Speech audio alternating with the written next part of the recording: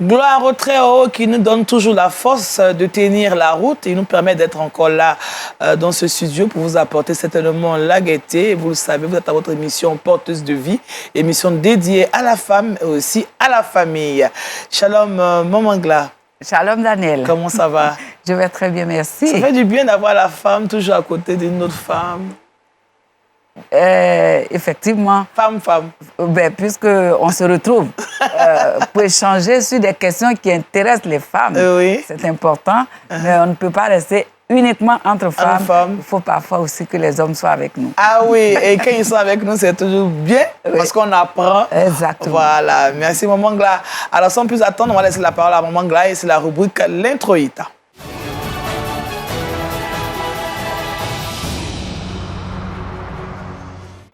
Bien-aimés frères et sœurs, shalom.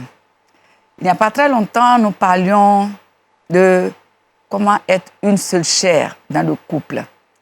Comment vivre un couple épanoui. Parce que c'est le plan de Dieu, c'est le dessein de Dieu pour le foyer. Malheureusement, il arrive aussi des situations où cette harmonie est gravement affectée, gravement touchée. Et c'est le cas d'une de nos sœurs qui nous partage la situation. Mon foyer est en péril. Et nous voulons, sur ce plateau, essayer de voir comment agir, comment réagir lorsque le foyer est en péril. Voilà, comment réagir, comment agir. Vraiment, il le faut. Merci Maman Gla, mon foyer est en péril, mon foyer est en train de basculer. C'est de ça qu'il s'agit. C'est vraiment un cas pratique aujourd'hui qu'on va traiter. Habituellement, nous avons des thèmes, nous serons des débats là-dessus. Oui. Aujourd'hui, on va traiter un cas pratique parce que beaucoup de femmes, certainement, traversent cette situation. Même des hommes, hein. Oui, même si eux, ils n'en parlent presque pas, mais ils vivent aussi la situation de...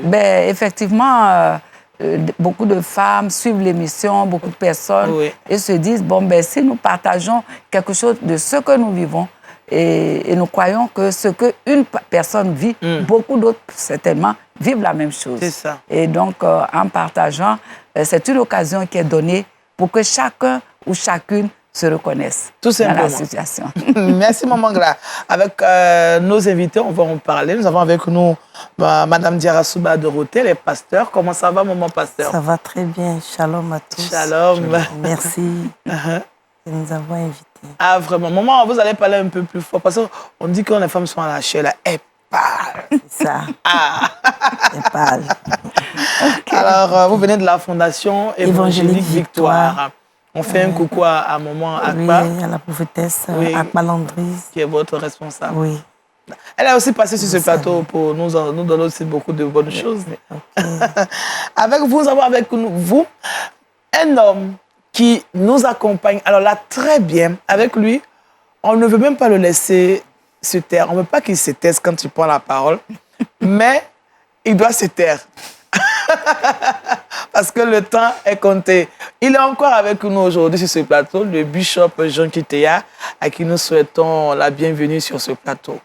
Merci beaucoup, Maman Daniel. Merci pour cette invitation. Merci de nous accueillir. C'est ça.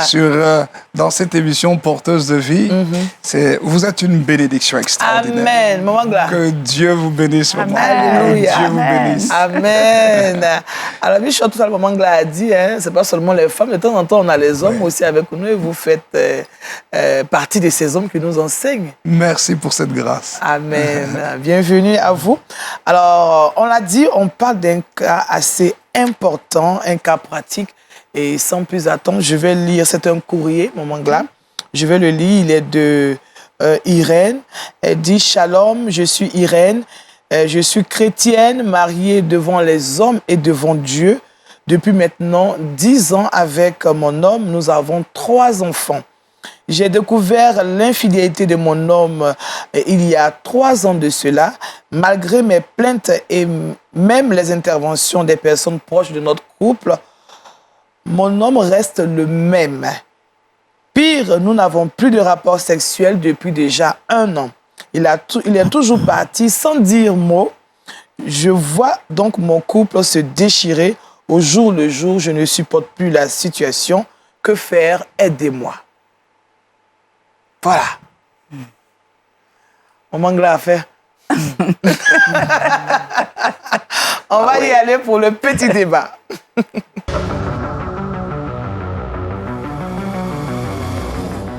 Alors, je pense que nous avons tous entendu Oui. de quoi est-ce qu'il est question. Maman Ngla, Oui. qui a poussé un petit soupir. Alors, déjà, qu'est-ce qu'on peut dire pour, comme brise-glace déjà? Oui. Alors, c'est un véritable cri de détresse que Irène pousse. Et je pense que c'est une très bonne chose de le faire. Parce que si elle se tait, si elle reste dans cette logique, bon, le couple finira bien par se détruire. C'est ça. Mais en parlant, en partageant, certainement, le Seigneur suscitera une parole, une intervention qui pourra l'aider. C'est ça. Oui. Et c'est pour ça que nous sommes là sur ce plateau. C'est ça. Alors, c'est une situation d'infidélité. Oui. Déjà, qu'est-ce qu'on peut dire, maman, pasteur Diarasuba, l'infidélité dans le couple, comment vous voyez ça? Qu'est-ce qui peut être à la cause? Bon, il y a tellement de causes d'infidélité et quelquefois qui sont très subtiles. Et je pense que c'est surtout le manque de profondeur dans les Écritures. La Bible dit que mon peuple périt par manque de connaissance. Voilà. Osée 4, verset 6. Mon peuple périt par manque de connaissance. Et quelquefois, on ne sait pas dans quoi on s'engage lorsqu'on vient de se marier. Et on ne se prépare pas. On n'est pas bien préparé. Avant le mariage? Avant le mariage, il y a une préparation à faire. Parce que c'est une autre vie qui commence. C'est un sacerdoce. Il faut que les gens se préparent avant de rentrer. Surtout les mariages chrétiens. Parce que c'est des mariages qui sont très délicats. Quand on rentre, on ne sort plus. D'accord. Et donc, les gens qui rentrent, il faut les préparer. Et généralement, on ne les prépare pas. On fait juste des recommandations. On leur dit, bon, ben, respecte ton mari, sois soumise. Hein, et puis, toi, le mari, il faut aimer ta femme. Ça ne suffit pas. Il y a autre chose. Et il faut, oui, il y a autre chose. Il faut bien les préparer. Voilà. Donc, c'est un manque de préparation. Il y a un manque de préparation. Oui. Et puis, les mariés, même souvent, ne savent pas dans quoi ils se sont engagés. Ils pensent de marier la... Voilà, ils pensent qu'il suffit de s'aimer seulement. Il suffit de s'aimer et puis on se marie. L'amour seul ne suffit pas pour faire un foyer et qui va durer toute la vie. Il y a beaucoup de choses qui rentrent en ligne de compte qu'il faut d'abord connaître avant d'y entrer. D'accord. Ce n'est pas un mariage dans le monde où ben, quand on n'a plus envie, on s'en va. Mais le mariage chrétien, on ne va pas. On est là pour toute la vie. Et je pense que l'Église doit bien préparer ses enfants avant de les mettre en couple.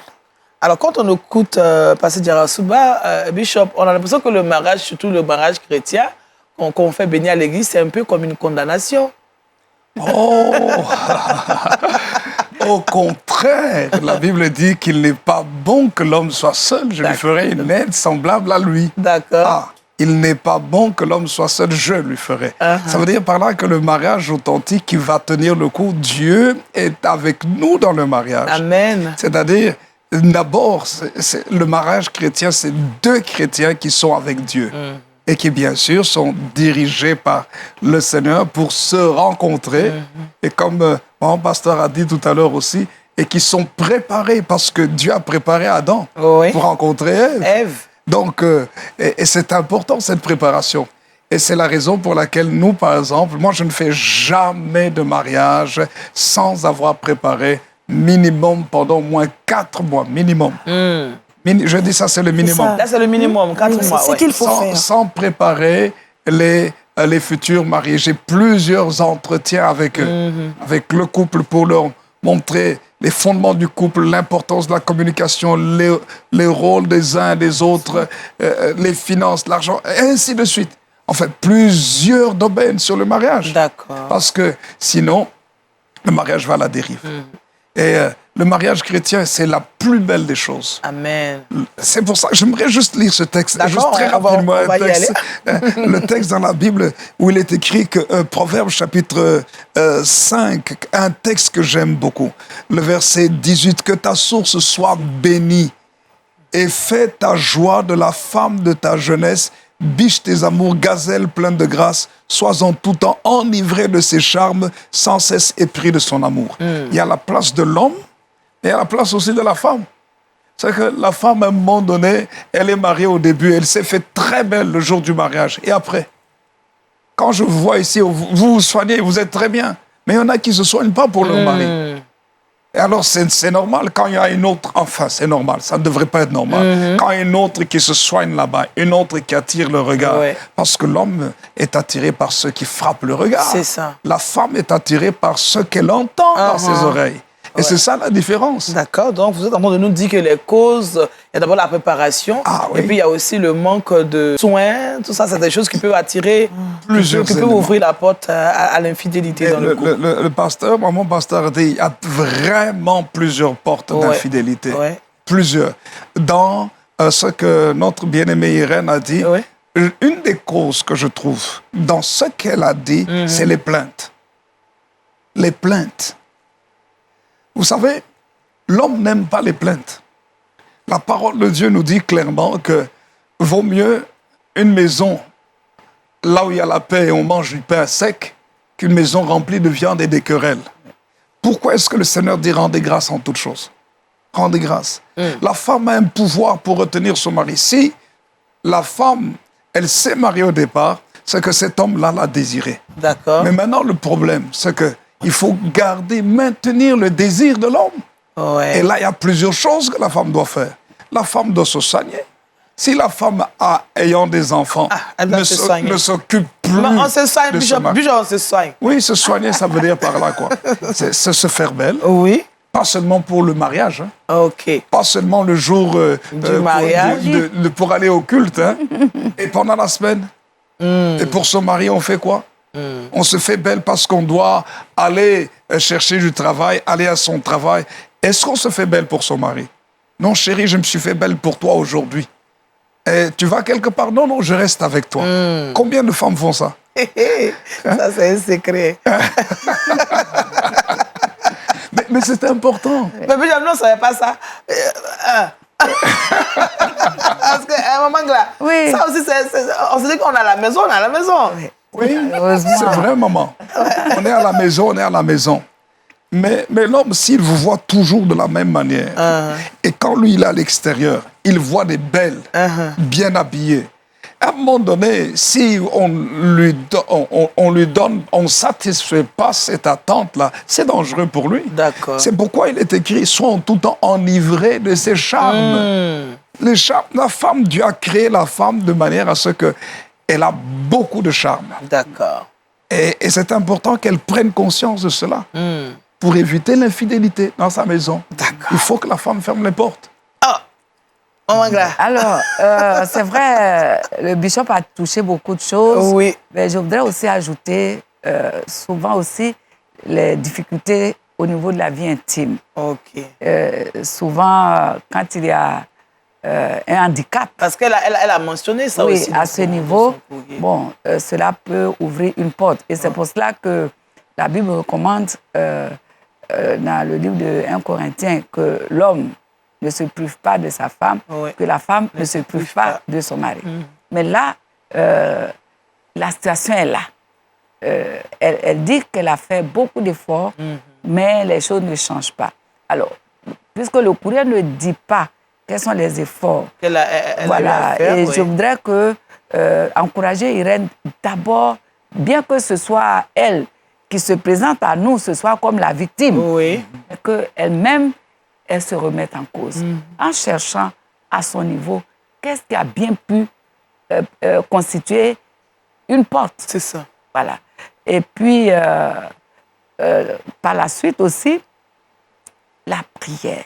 La prière. Parce qu'elle n'a pas mentionné, elle n'a pas Parce dit que qu'elle là, priait maintenant, aussi. c'est dans un véritable combat spirituel qu'elle se retrouve, puisque les efforts des uns, les efforts des autres n'arrivent pas vraiment à décanter la situation. Oui. C'est vraiment entre elle et le Seigneur, Amen. tout en maintenant le contact, voilà, le avec, contact avec son homme. avec son homme. Puisque là où les choses s'en vont, c'est vraiment la rupture. Oui. Alors, Oui. pour que ça ne soit pas le cas, qu'elle garde sa position de celle qui est en train de reconquérir, de rechercher à ce que la situation se normalise. D'accord. Merci, Maman Gla. Alors, Maman Djerasouba, pasteur, est-ce que justement, on voit qu'Irène est désespérée. Est-ce que pour quelqu'un qui est déjà désespéré, il y a un enseignement qu'on peut donner à cette personne pour la relever? Oui, c'est vrai que les situations d'infidélité sont vraiment vous cloue douloureuses. complètement, Oui. Et ça fait que vous vous délaissez, vous avez vraiment... Vraiment... Le bishop a dit, on doit prendre soin de nous. Oui, on maintenant, doit tu n'as pas pris soin de toi. Et puis maintenant, il y a l'infidélité. Là, l'infidélité, c'est gâté. Et quand c'est gâté comme ça, généralement, il ne faut pas laisser durer la situation. Il ne faut pas laisser durer la situation. Il faut aller toujours vers le mari. Ce n'est pas parce qu'il y a eu infidélité que le foyer s'arrête. C'est une erreur qui s'est produite. Il faut chercher à la corriger et savoir pourquoi il est parti. Qu'est-ce qui l'a poussé à partir? Si déjà on sait pourquoi il est parti, même sans lui demander, on essaie de réparer. D'accord. Voilà, et on ne se décourage pas. La Bible dit de demeurer toujours dans la joie, même quand ça ne va pas. Mais pourquoi? Parce que c'est à partir de notre joie que le Seigneur nous donne des solutions. Amen. Dieu n'aime pas travailler avec des âmes abattues. Voilà. Déjà, quand tu es dans la joie, tu es prédisposé. Et quand tu pries et tu te rends compte que les choses n'avancent pas et qu'il y a un silence de Dieu, il y a quelque chose qu'il faut faire, l'adoration. Amen. C'est l'adoration seule qui brise le silence de Dieu. Amen. Donc, il faut chercher les voies, il faut chercher les dans voies la prière. Dans la prière et dans l'adoration. D'accord. Dans l'adoration. Quand c'est compliqué, il faut adorer. Il faut adorer. Voilà. Alors, merci, Pasteur Djarasouba. Bishop, est-ce que l'infidélité peut être une occasion de divorce pour un couple chrétien? Je voulais vous poser cette question. Malheureusement, oui. Matthieu chapitre 19 nous le dit. Mais, ça c'est le Seigneur Jésus qui parle. Mais il dit que cette loi a été donnée à cause de la dureté du cœur. C'est ça. Mais normalement, il faut pardonner. Okay. C'est ce que la parole de Dieu nous dit. L'infidélité, c'est quelque chose de très douloureux. C'est normalement, des vrais chrétiens ne devraient pas divorcer. Et c'est pour ça que de telles émissions doivent aider à ne pas arriver aux situations qui créent le divorce. C'est ça. Et ça, c'est très, très important. Mais si je dois reprendre un dernier texte, c'est que l'apôtre, le Seigneur parle dans le livre de Malachie, que Dieu n'aime pas le divorce. Il est écrit, Malachie chapitre 2, il est écrit au verset 15, verset 16, lisons juste le verset 16. Non, verset 15 et 16. Il est écrit, nul n'a fait cela, parce qu'il parle de la femme de son alliance. Quand on a fait une alliance avec Dieu, normalement, on ne peut pas divorcer. Il est écrit dans la parole de Dieu, nul n'a fait cela avec un reste de bon sens. Un seul l'a fait. Et pourquoi? Parce qu'il cherchait la postérité que Dieu lui avait promise. On parle d'Abraham ici. Amen. Prenez donc garde en votre esprit et qu'aucun ne soit infidèle à la femme de sa jeunesse. Car je hais la répudiation, dit l'Éternel, le Dieu d'Israël. Et celui qui couvre de violence son vêtement, dit l'Éternel des armées. Prenez donc garde en votre esprit et ne soyez pas infidèles, nous disent les Saintes Écritures. Mais j'aimerais aussi rajouter, c'est que nous avons la prière, nous avons l'adoration, nous avons les conseillers, les conseillères. Paul dit à Timothée que les femmes plus âgées apprennent aux plus jeunes à aimer leur mari. C'est écrit dans la parole de Dieu. Et c'est tellement important d'avoir des aînés, parce que c'est une jeune femme, enfin, elle a 10 ans de mariage. 10 ans de mariage avec 3 enfants. Avec 3 enfants. 10 ans, c'est une petite période. En fait, c'est à partir de 10 ans que le fondement même du foyer commence. Oui. Bishop. Beaucoup de gens ne savent pas ça. Donc, non, on a eu que 8 ans, on n'a pas encore... Non. Maman, non. Aïe. Non. C'est vraiment un grand parcours, c'est un long parcours. C'est un long parcours. Pourquoi? Parce que vos émotions, vos sentiments, vos pensées, votre culture, votre éducation doivent se rééquilibrer pour pouvoir être sur la même longueur d'onde. C'est pour dire que les périodes, là, surtout les 3 premières années de départ, sont des années à risque pour le mariage. Si on ne se corrige pas soi-même, si on n'écoute pas, si on n'a pas des bons conseillers, on va s'aimer, on va prier, mais on va exploser dans le mariage, où des années passent, on a le premier enfant, mais on n'est pas conseillé comment vivre avec le mari quand on a le premier enfant. Oui. Parce que le premier enfant change. La morphologie. Je ne parle pas même de la morphologie. Simplement, le système, enfin même l'hormonal de la femme et le fonctionnement physique de la femme. Elle ne peut plus avoir l'intimité comme elle voulait avec le mari. Non, comme le mari voudrait. Oui. Et ni comme elle voudrait. Et puis à un moment donné, il y a un amour, une affection qui est reportée plus sur l'enfant. Ouais. Et ça crée des problèmes. Et le mari se papa, sent il est un délaissé. peu jaloux. Non, c'est pas qu'il est jaloux. Il se sent délaissé. Délaissé. Quand il est délaissé, maman a toujours une excuse. Non, ça ne va pas. Non, je suis fatigué. Non, je dois faire la vaisselle. Non, les enfants. À un moment donné, tout bouillonne en lui. Et le grand problème, c'est qu'aujourd'hui, la société présente tout facilement. Et c'est dangereux. Ah, Bishop, moi, j'ai peur. Non, maman, il ne faut pas avoir peur. Justement. Il ne faut pas avoir peur. D'accord. Moi, je trouve que lorsque... Maman a dit quelque chose de Oui, très maman important. Yarasuba, oui. Oui. C'est que lorsque nous sommes tous les deux ancrés en Christ et qu'on marche avec le Seigneur, en fait, le mariage devient, les années après, devient meilleur. Amen. Si on apprend à se comprendre, Ah ouais. si on apprend à rigoler ensemble, à être comme on était aux fiançailles. On rigole, parce que parfois, le couple, ils rigolent quand ils sont fiancés. Quand ils sont mariés, c'est bien au début, et puis après, ils deviennent tellement sérieux. Chacun veut être sérieux. Voilà. Alors, Maman Bishop, c'est vrai qu'on vous écoute longuement, on a envie de vous laisser nous parler encore. Mais comme on l'a dit, nous devons aider cette femme. Alors, déjà, on va faire un petit tour de table. Comment aider Irène pratiquement? Comment l'emmener vraiment à être beaucoup plus pratique dans sa démarche? Peut-être, Maman Gla. Ou bien je demande d'abord au pasteur Yarasuba. Comment aider Irène? Parce qu'elle est fatiguée, elle dit qu'elle n'en peut plus, elle ne veut plus voir que son foyer se déchire jour après jour et elle ne supporte plus la situation. Moi, je pense qu'il faut que Irène apprenne à banaliser. Parce que quelquefois, on prend trop les choses à cœur. D'accord. On a été trompé, on cherche Parfois à se venger. à se venger Oui. et quelquefois à ce que l'autre sache qu'on est blessé. Mais lui, il a blessé, il se gêne, il est là, il te voit, mais il t'ignore. On dit, il n'a qu'à nous demander pardon. Voilà, il faut qu'il demande pardon. forcément pardon. Moi, je pense que la vie est trop courte. Il faut apprendre à banaliser. Un mari qui s'est trompé et qui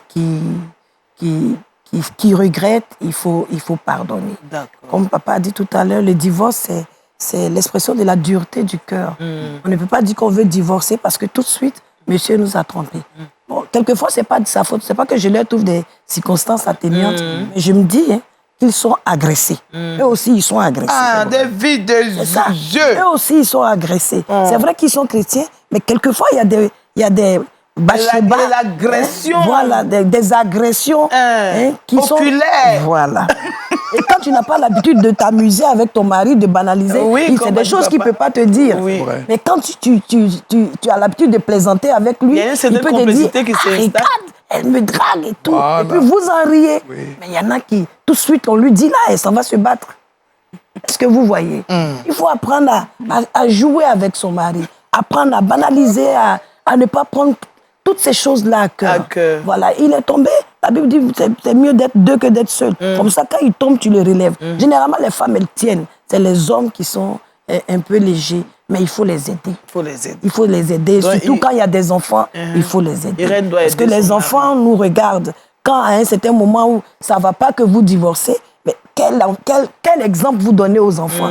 Parce qu'ils se disent, ben, les parents n'ont pas supporté, ils ont divorcé. Ça veut dire que si moi aussi je vais dans mon foyer, 2 ans après, comme papa a dit, si ça ne va pas, ben, maman avait raison. Bagages, hein? Oui, maman avait raison de prendre ses bagages, ça ne va pas. Non, moi aussi, Et elle, ça va. Moi aussi. Donc, on ne vit pas pour nous seuls. La Bible dit qu'on a des nations dans nos reins. Amen. Et ces nations, quand ils sortent, ils sont là, il faut leur donner le meilleur de nous-mêmes. Amen. Il faut souvent taire nos émotions, nos colères, et puis il faut les aider à grandir. D'accord. Aider aussi le papa à reprendre sa place c'est dans ça. la famille. D'accord. Voilà.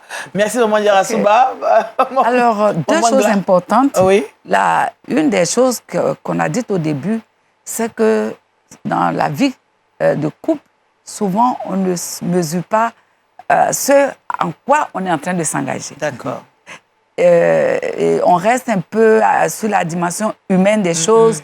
Et parfois, quand les situations deviennent compliquées, comme celle que Irène décrit, on n'est plus armé pour faire face. L'autre chose, maman, pasteur disait s'il regrette.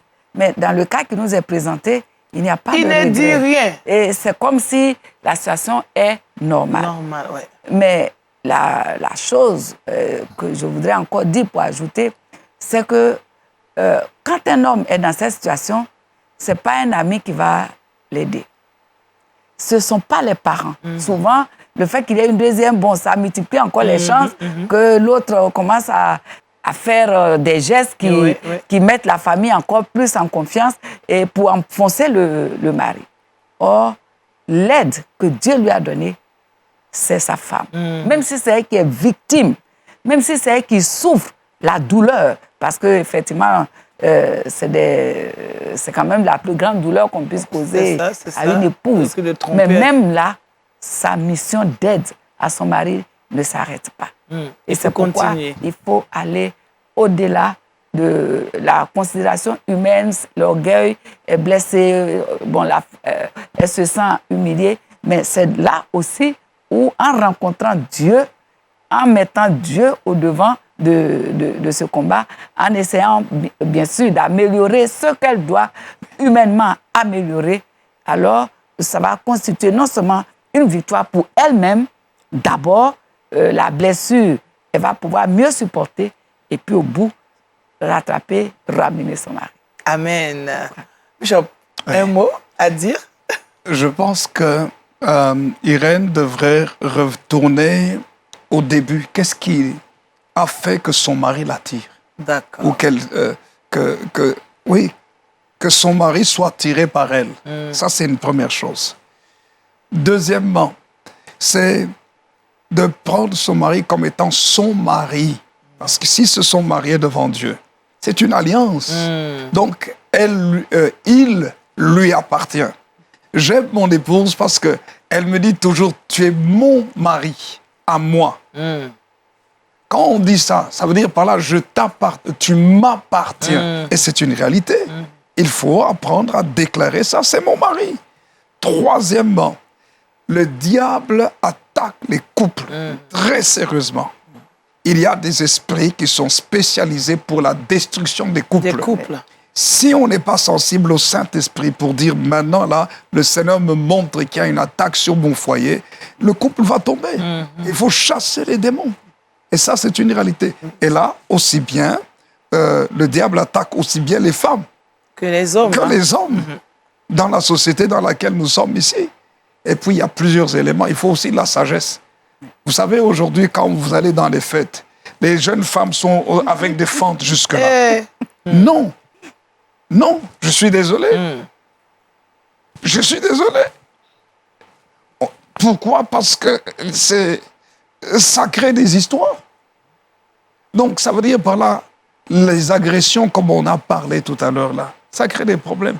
Mais maintenant, pour Irène, parce qu'on parle d'elle ici, c'est la gentillesse. La gentillesse, que soit gentil pour la gentillesse, le respect vis-à-vis de son mari. Arrêtez d'aller se plaindre partout. D'accord. Cherchez les bonnes personnes qui peuvent aussi amener son mari à s'ouvrir parce qu'il n'a rien dit. D'accord. Mais il a quelque chose à dire. Il ne l'a pas dit. Mais il faut qu'il le dise. Parce que tant qu'il ne l'a pas dit, comment est-ce qu'on va l'aider? On va le guérir. Il est important de le faire parler. Et puis d'avoir les conseils conjugaux pour parler aux deux en même temps, pour les aider. Et il y a tellement de choses qu'on peut dire. Il y a tellement de choses, je pense qu'on a eu, on a pu quand même faire le tour. Maman Gla, est-ce qu'on doit savoir encore quelque chose? Est-ce qu'il y a quelque chose à savoir? Oui, il y a toujours quelque chose à savoir. D'accord, bon à savoir, parce que le temps il est parti, mais on a...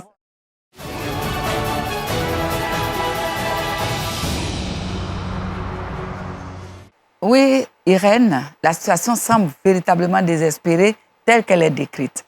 Mais au cours de ces échanges, il y a eu beaucoup de choses qui ont été dites par les différents intervenants parce qu'ils prennent la situation que tu traverses à cœur. Ils savent de quoi il s'agit. Et tout ce qui a été dit, c'est vraiment dans le but de donner de nouvelles armes pour repartir, reconquérir ton foyer qui ne doit pas, en tout cas, se détruire.